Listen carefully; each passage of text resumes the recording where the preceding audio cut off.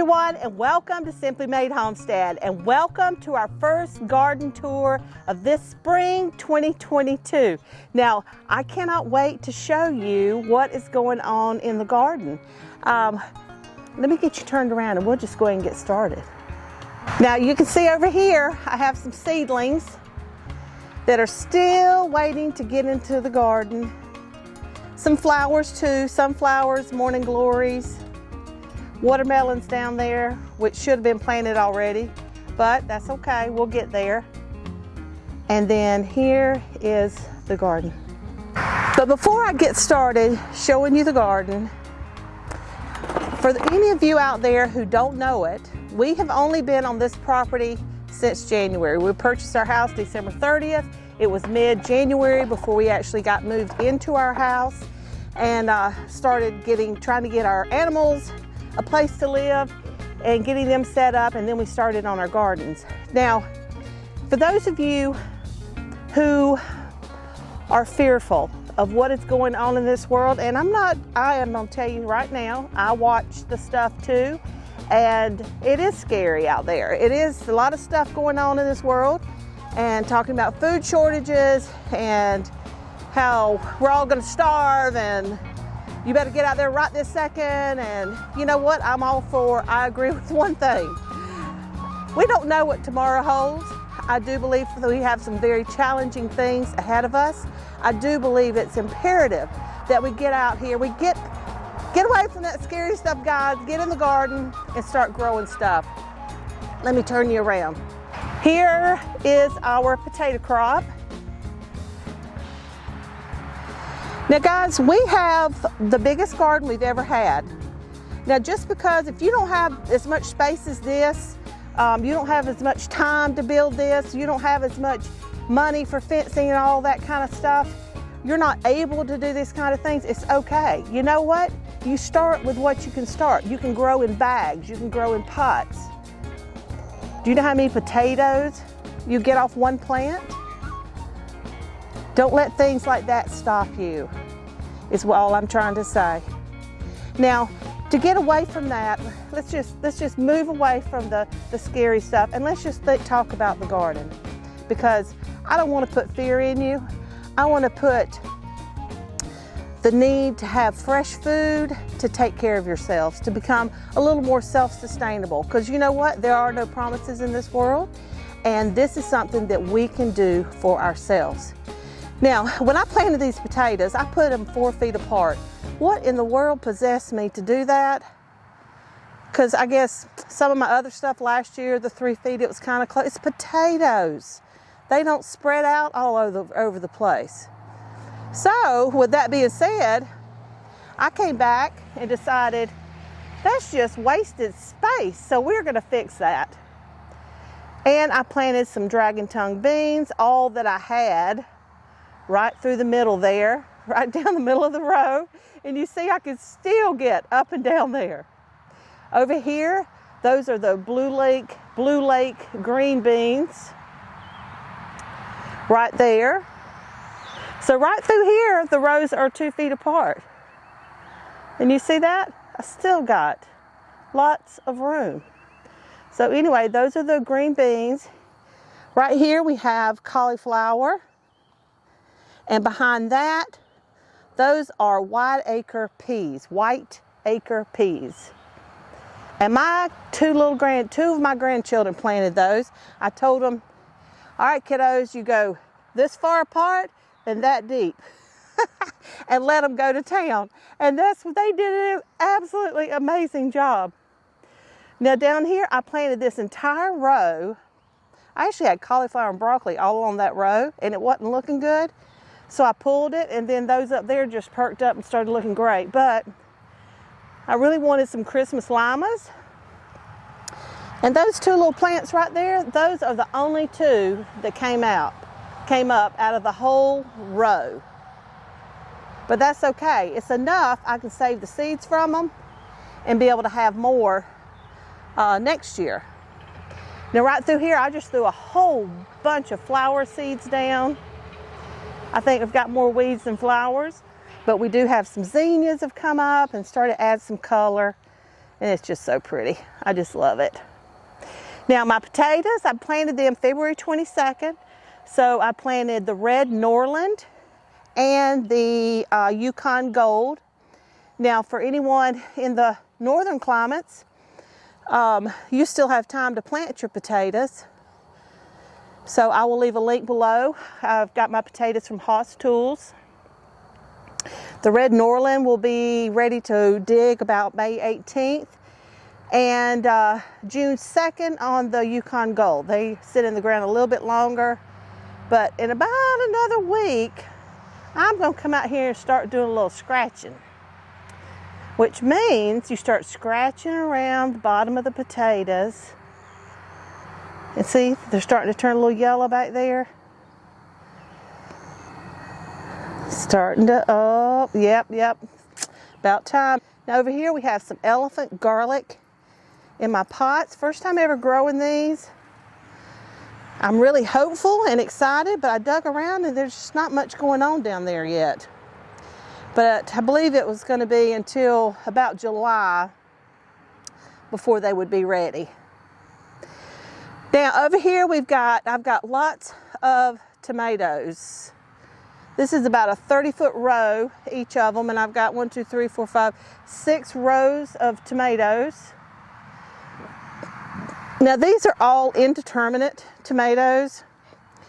So I have been keeping all of the suckers off of them because I want all of the energy to go towards the fruit. And you can see this one plant.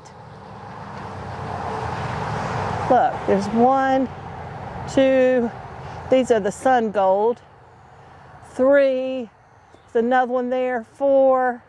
That's a lot of tomatoes per plant. Now you can see right here, see this sucker? That is when it grows right there in the corner. Right in the corner, that is a sucker. And I just pick them off just like that.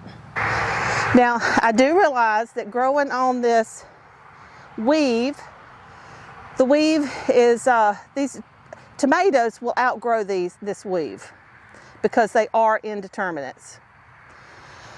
But, and if I lived in a more northern climate than down here in the subtropics, I would use a different design to trellis my tomatoes. And next year, I may not go with the indeterminate. We're going to have to see how it goes, because growing tomatoes in Florida is not an easy task. But down here you can see I've got this curl on a few of my tomatillas.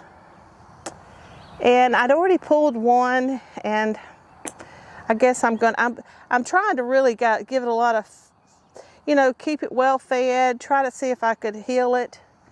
Honestly, I don't really think I can. I think it'd probably be best just to pull it. But anyway, I'll make that decision today.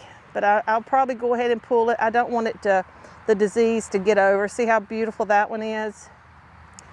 And this is my first year growing tomatillas. And check this out. Aren't they gorgeous? Oh, they're so cool. But since I am growing my indeterminates on this tomato trellis, I plan to, once they get up too tall, they'll hold to, it'll work till about right up here to that T-post. They'll stand strong, which is about as tall as I am. And then I'll top them. And by that time, the weather's going to be so hot and so humid, tomatoes just don't like that kind of disease starts coming in, and fungus and all this lovely stuff that, you know what, they're going to be about done anyway. Now over here we've got zucchini. Now, to get back to what we were talking about, growing your own food, guys, let me show you. You see, I've got 3 zucchini plants. Now this is just from one zucchini plant. Do you see all the blooms? Do you see all the babies? You don't have to have a big old garden.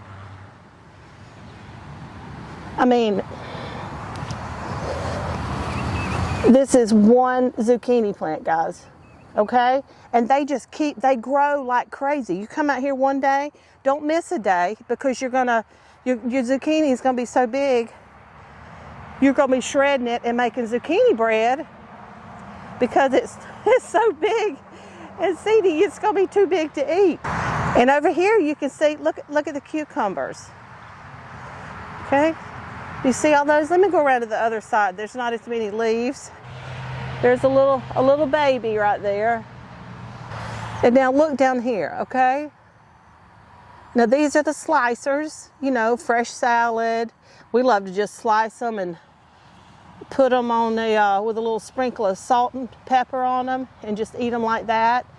And growing them vertically, you don't need a lot of space. And look at that. That's a lot of cucumbers. Now the truth of the matter is we have gotten away from eating seasonally. When the grocery stores provided everything we'd ever want, regardless of the season, we have become very accustomed to being able to go down and get whatever we want. And to be able to be part of being sustainable or self-sustainable is to learn to eat seasonally. It's very important. We need to get back to that, to be able to grow our own food, to be able to take care of ourselves and take care of our family. We've got some acorn squash there, the little guys. Some of them are much greener than others. Don't have a clue as to why. You see how green that one is? And then that one beside it's just a sad little one, but he's hanging on there, so we're gonna keep feeding it. Over here, lots of butternut squash. Guys, butternut squash, it saves really, really well. Put it in a cool, dark room and you'll have it, you know, throughout the winter. Help get us by. And then that seasonal food, we don't have to eat just in the summertime. We can eat it right on throughout the year. Now you can see here with a cucumber, see how it's drooping here? So I just give it a little help, give it a little love, help get it off in its direction. Sometimes it doesn't grab hold, so you just give it a little help there. All right, so I'll give you one last look. These are two 30 by 30 foot lots or plots. And you see how much food they were growing. And you could have one plot and put a lot of different things in it. Well, we're not done yet. Let's go check out the back garden. Yep, I call this the front garden. So let's go check out the back garden and see what's going on. Now, remember the little seedlings that you saw the first part of this video, the watermelons? Yeah, they've been kind of slow to come about. I don't know. They're doing better. They're starting to get a little more root to them. They're doing better. So I have a plot out here in the backyard here. We have our back garden. And half of it's full. And there are also two 30 by 36 foot plots back here. And once again, guys, we have moved to this property. We feel that we were very fortunate to be able to come here. We were on an acre of land before we came here. We had grapevines that were in their, this would have been their third year. We would have had a good production this year. We had asparagus that breaks my heart every time I think about it, because we had like 30 asparagus plants, and that would have been some good picking this spring, and a lot of asparagus to put up, and we just love it. So we're starting over, you know? We started over, guys. There wasn't a garden here. There wasn't a building for an animal. There wasn't not anything here. So it is doable. Don't be discouraged, okay? Guys, just turn that television off, get outside and just start planting something. Get on your patio. That's all you got. Get you some pots. Figure out what you want to grow. Figure out what you like to eat and start growing. Now, I have tried to we have really just gone all out because we really want to put up food, because we want to be able to take care of ourselves. We want to be able to put it away. We want to be able to have it for our family if anything were to happen. So let me get you turned around here so you can look at something a lot prettier than me. All right, here you go. Now we do have drip tape laid all the way across both of these plots. The one up front, I didn't do it on the potato patch, and as sandy as this soil is, I wish that I would have. Potatoes don't need as much water, but I've got other things in there, and I really wish that I would have, and I will do it next year because I really do enjoy the drip tape. Now, one thing we added to our drip system, my husband did, down here on the ends, there are these valves that you can get instead of the regular valves that just automatically connect. They have the little knob on there where you can turn it, where if you have part of your plots like your potatoes, I could have had it out there and turned it off and not watered them as much as the peas and other things like that. But you can see here, these are my little watermelons that I had already planted, and they're starting to look pretty good. They're starting to look a lot better. Here's the okra. I just planted that yesterday. Let's see down that line. Look at that. That's a lot of okra. If y'all ever grown okra, Lord, I'm gonna have a stand in front of the house and sell okra, because that's a lot of okra. Now over here are the multiplying onions that I purchased from Haas Tools. Now they look kind of pitiful, you know, when I got them. They've been in a box being shipped. You can see that there is some green starting to sprout up. There's a couple down there that look real pitiful, but that's okay. These are multiplying onions. Down here where I live in the Central Florida, we can literally grow them all year round. But on the multiplying onions, you can actually, down here in the South, you can plant them in the spring, and then in the fall, you dig them up and you can separate them and plant them again, and you can eat what you don't want to plant. And it's just a year-round thing. You have fresh onions. Now in the winter, from what I understand, in the colder climates, you would have to just put your onions away for the winter, store them away, and then plant them again in the spring. But either way, they multiply. It's wonderful. I am so excited because the regular onions, I've really had a lot of trouble growing down here, and have literally no experience in it, and it has not been very successful.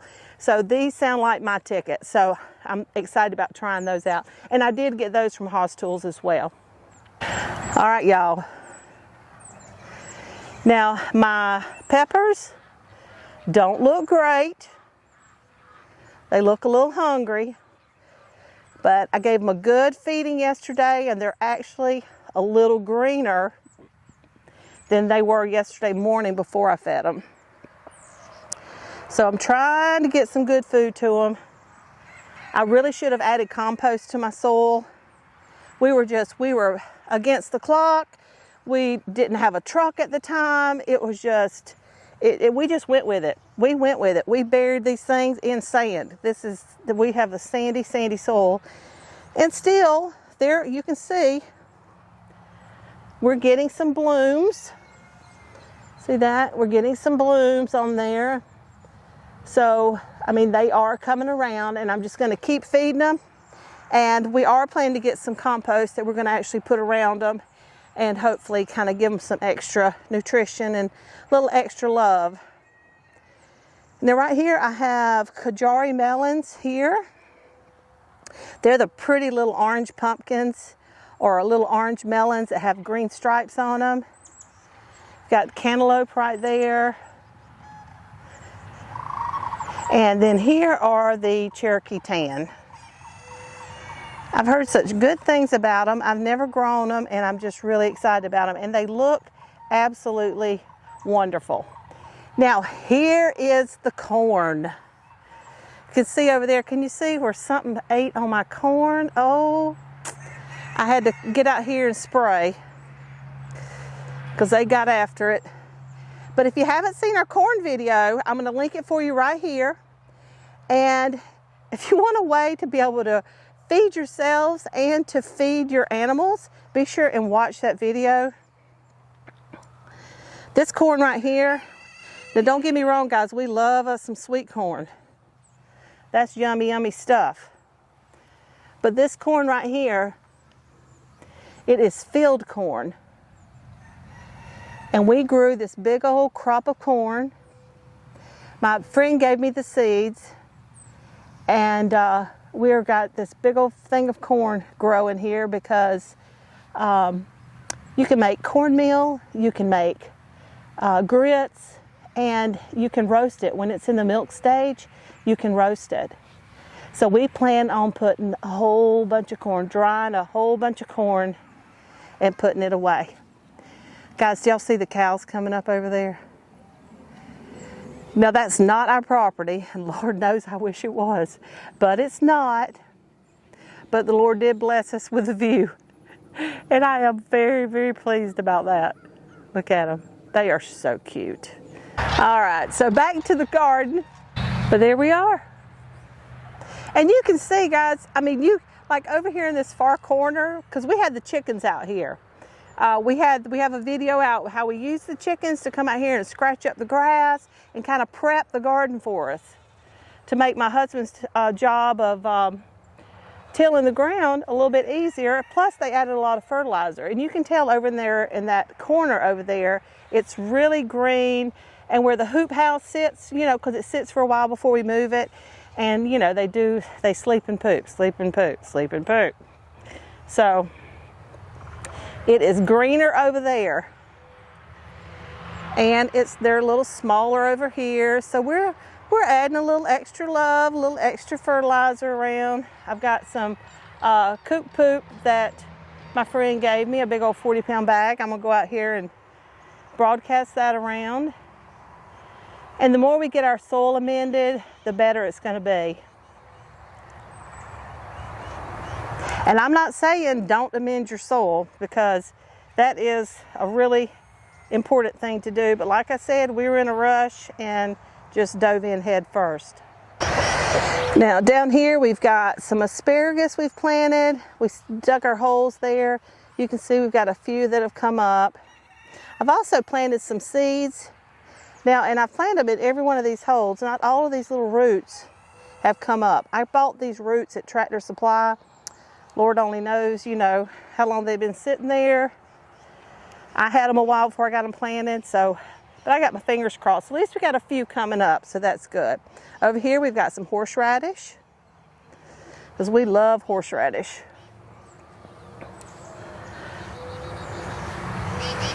There you go. Now down here at the other end, like I said, I do have some more watermelons I'm going to plant, and I've grown a lot of herbs this year, like a lot of herbs, so I can really pick them, dry them, and use them for different things. Now over here, like I said, out front, I have those watermelons that are going to be going in the ground really soon, and that's where I'm going to put them out here. I've got a bunch of sunflowers.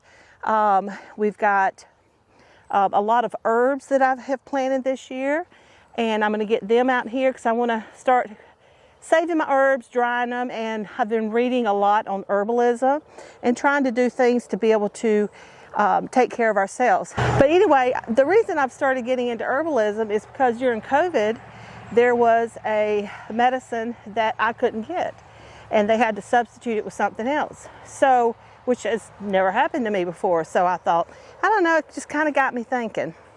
You know, they're talking supply chains and all this kind of stuff. You know, what's wrong with having a little something around the house that is going to help you and be a more natural medicine to put into your body? All good things to think about and to consider. Okay guys, I want you to check this out. Sit, sit, sit, sit, Maisie. Sit, sit. Good girl. Look at Maisie. Do you see how big she is? She is almost 6 months old, and she is, stop, she is about 60 pounds. Now here are the grapevines, the muscadines. You can see they're starting to, some of them have reached the wire up here, and they have started going out. Let me come around this way. You can see here, like once they start sprouting out here, They just come around. You just want 2 sprouts. See, once it comes up to the top, you want to wait until you get a sprout out this way and one out this way, and then you want to top it. You just pinch the top off, okay? You just pinch it off, and then you keep these going. And you want to keep these going until they reach the end of the line. Then once you reach the end of the line, you want to pinch that end off so it doesn't continue going. Forgive my pull. We're having pump issues, and that thing is just, I am so sick of fighting it. I've been pouring chemicals in it, and I believe it's the pump. But even on these long ones like this, all right guys, see right here? You see how we have a big leaf, and then we have this little guy right here with these little like 2 and 3 leaves coming out? That guy we want to pick off. We want to leave the one leaf, and somehow this one right here, the big leaf fell off, and it came just that. So I'm still going to leave that for now, and hopefully we'll just pinch off those little ones, because you need the photosynthesis to help the plant to grow. It needs the sunlight, and that's how it gets its light, pulls in the light, is through the leaves. Okay, now here is a good one right here. You see this right here? All right, so when you're lined, see this one it's just made it to the top. So I have not, you see that? I have not pinched the top off because it has just made it up there. So now we're gonna start waiting for this. It'll get these little babies like this right here. It'll get little babies like this one right here up there, and it will start growing and growing and growing into a vine, and that's what we want up there. Down here we don't. Down here we're going to pick it off because we only want that one leaf. We don't want, it's kind of like suckering tomatoes. You don't want that extra energy going to that vine that we don't want. We want it all to get it up to the top, and then we want it to go out. So even these that come out along the line, when they get those little suckers on there, we want to be sure and pinch them off to encourage growth down the line. Now you can see here, okay, guys, I want to show you something. You see these little black specks? I'll give my camera just a minute to focus. See those little black specks? Those are aphids. And you can come out here and spray and do all that, but I can tell you the easiest way to get rid of them, get your water hose and just put it on a good setting, a firm setting, and just swoosh, swoosh, swoosh, and it will knock every one of those off. And you don't have to spray. It will actually really, I mean, do you see how you can just brush them off? But you can come out here with that water hose and just spray, spray, spray, and it will make sure you got a good firm, make sure you have a good firm stream on your water hose, and you can knock those aphids right off of there. Now, I don't know what has caused mine to do this kind of stuff. I'm gonna have to look into that. These new leaves look great. That thing right there, we thought was a terrible, terrible thing to have out here in the garden. It is a assassin beetle, and we found out that it actually is a farmer's best friend because it eats all the bugs.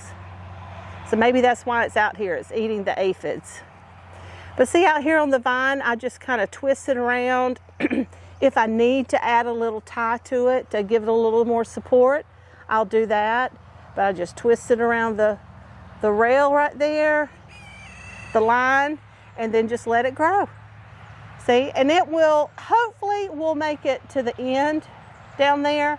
Like I said, our soil's poor, but I give it fertilizer. Fertilize it with 20-20-20 at the first of every month, and then on the 15th, I throw a little calcium nitrate around them because they do really, really like both. And look at all these spider webs that are out here today. Can you see that? I don't know if you can see that.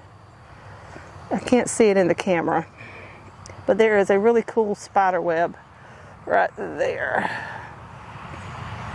Now these two down here, I'm gonna have to contact the people we got these from because they have died. I have a surprise for you.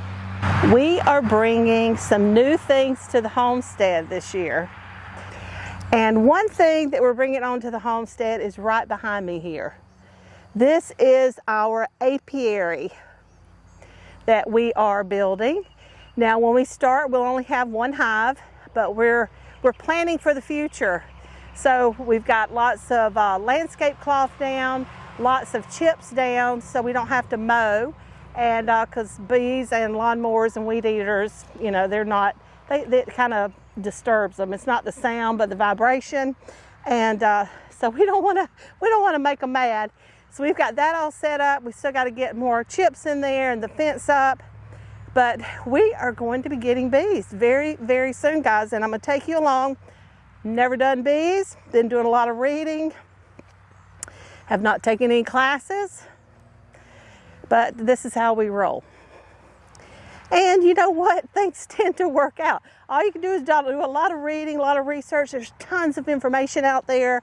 Don't be scared. Just go for it. Okay, so we're inside now.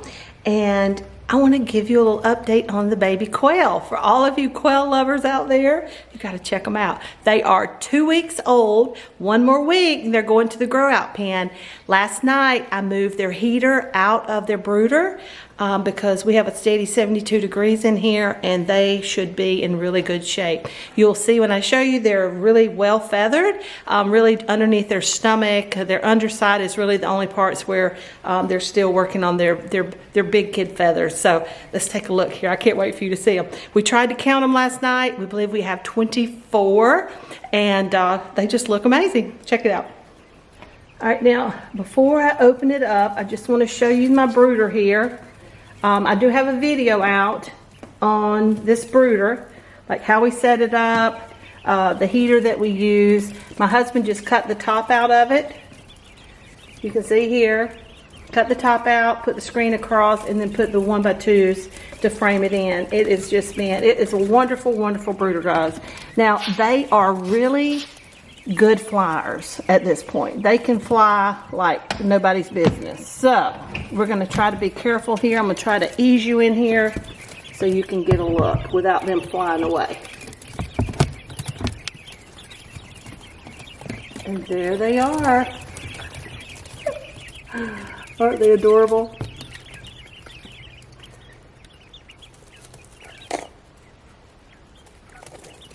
Look at that. Got a regular feeder and the chick waterer. Now at this point, you see how low their water is? I gave them water late last night. So I am going to upgrade their both today. Since I've moved the heater out, we have more room. And I'm going to give them a bigger heater and a bigger waterer today. Or I'm sorry, a bigger feeder and a bigger waterer. But there they are. Just cute as pie.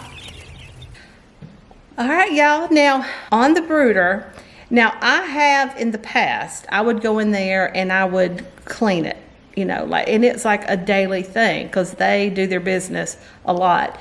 And you're cleaning it every day and adding fresh shavings.